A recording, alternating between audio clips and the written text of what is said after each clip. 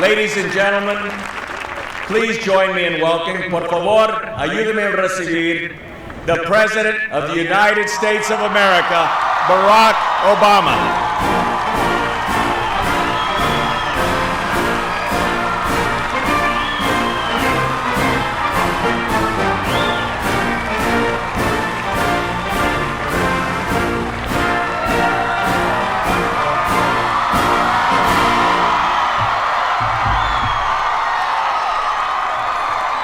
Good morning. Buenos días. Si se puede. Thank you. Thank you so much. Thank you, everybody. Thank you. Thank you so much, everybody. Thank you so much. I am truly grateful to be here. It is such a great honor to be with you on this beautiful day, a day that has been a long time coming. To the members of the Chavez family and those who knew and loved Cesar, to the men and women who worked so hard for so long to preserve this place, I want to say to all of you, thank you. Your dedication, your perseverance made this day possible. I want to acknowledge the members of my administration who have championed this project from the very beginning. Secretary Ken Salazar, Secretary Hilda Solis, Nancy Sudley, Governor Brown, Mayor Villaraigosa, Congressman Grijalva, they are here. We are grateful for your presence, and I also want to recognize my dear friend, somebody we're so proud of, Arturo Rodriguez, the current president of the UFW.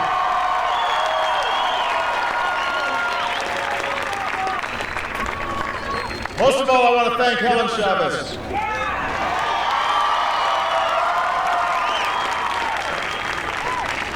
You know, in the years to come, generations of Americans will stand where we stand and see a piece of history, a tribute to a great man and a great movement. But to Helen, this will always be home.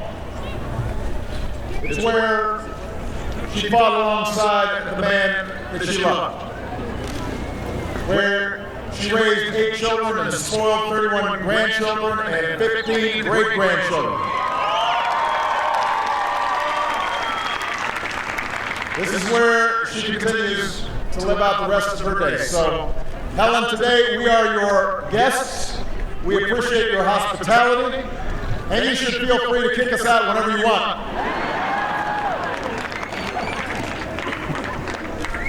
Today, La Paz joins a long line of national monuments, stretching from the Statue of Liberty to the Grand Canyon. Monuments that tell the story of who we are as Americans. It's a story of natural wonders and modern marvels, of fierce battles and quiet progress. But it's also a story of people, of determined, fearless, hopeful people who have always been willing to devote their lives to making this country a little more just and a little more free. One of those people lies here, beneath the rose garden at the foot of a hill he used to climb to watch the sunrise.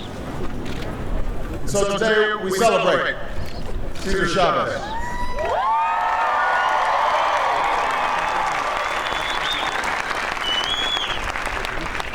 Cesar would be the first to say that this is not a monument to one man.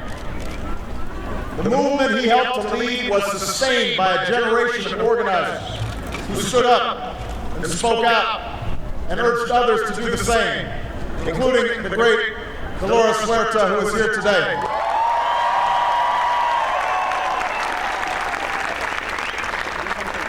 It drew strength from Americans of every race and every background who marched and boycotted together on behalf of La Causa.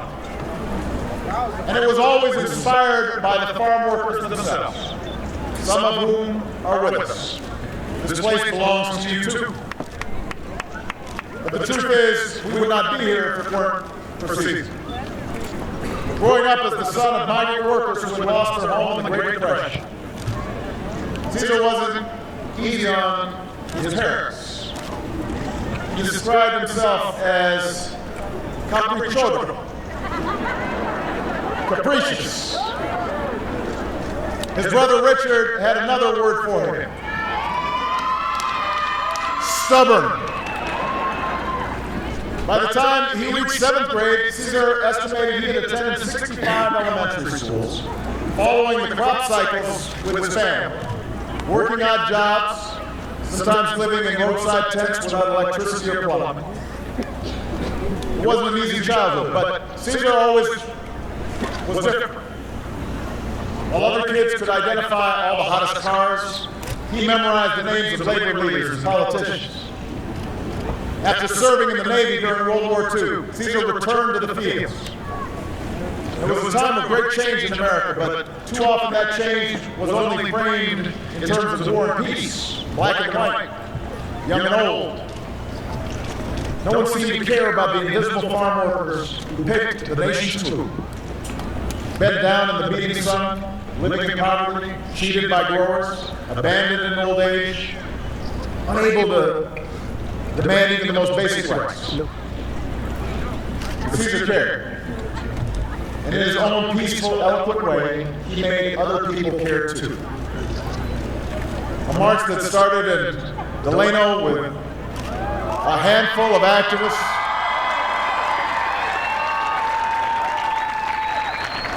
that march ended 300 miles away in Sacramento with a crowd of 10,000 strong. A boycott of table grapes that began in California eventually drew 17 million supporters across the country, forcing growers to agree to some of the first farm worker contracts in history. Where there had once been despair, Cesar gave workers a reason to hope.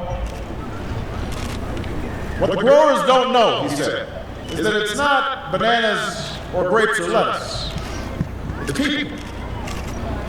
It's people. More than higher wages or better working conditions, that was Cesar's gift to us, a reminder that we are all God's children, that every life has value, that in the words of one of his heroes, Dr. King, we are caught in an inescapable network of mutuality, tied in a single garment of destiny.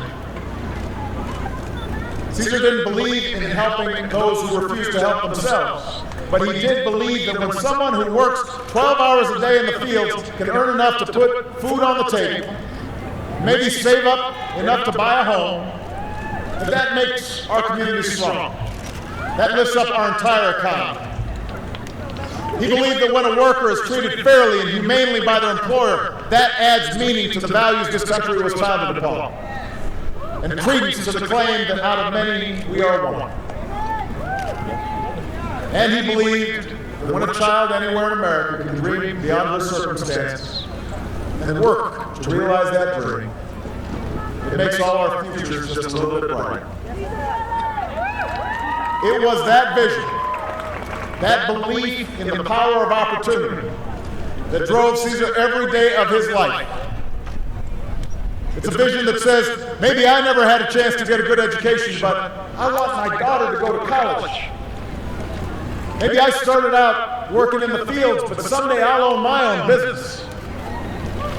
Maybe I have to make sacrifices, but those sacrifices are worth it if it means a better life for my family.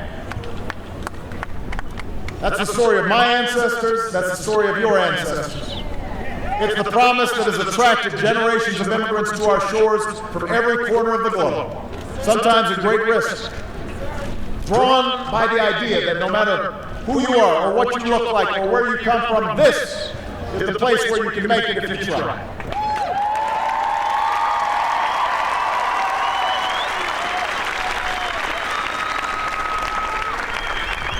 Today we have more work to do to fulfill that promise. The recession we're fighting our way back from is still taking a toll, especially in Latino communities, which already faced higher unemployment and poverty rates. Even with the strides we've made, too many workers are still being denied basic rights and simple respect. But thanks to the strength and character of the American people, we are making progress. Our businesses are creating more jobs. More Americans are getting back to work. And even though we have a difficult road ahead, I know we can keep moving forward together. I know it because Cesar himself worked for 20 years as an organizer without a single major victory. Think about that. But he refused to give up. He refused to scale back his dreams. He just kept fasting and marching and speaking out, confident that his day would come. And when it finally did, he still wasn't satisfied. After the struggle for higher wages, Cesar pushed for fresh drinking water and workers' compensation, for pension plans and safety from pesticides. Always moving, always striving for the America he knew we could be. More than anything, that's what I hope our children and grandchildren will take away from this place. Every time somebody's son or daughter comes and learns about the history of this movement, I want them to know that our journey is never hopeless. Our work is never done. I want them to learn about a small man guided by enormous faith in a righteous cause, a loving God, the dignity of every human being.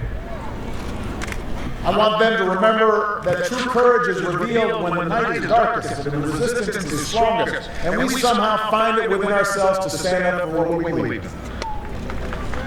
Cesar once wrote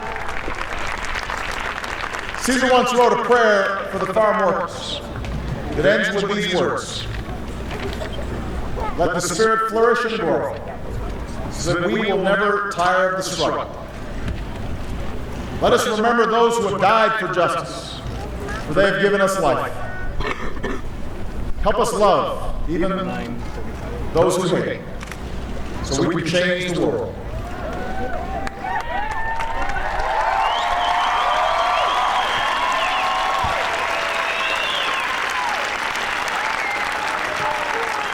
Our world is a better place because Cesar Chavez decided to change it. Let us honor his memory, but most importantly, let's live up to his example. Thank you. God bless you. God bless America. Si se puede. Si se puede. Si se puede. Thank you, everybody.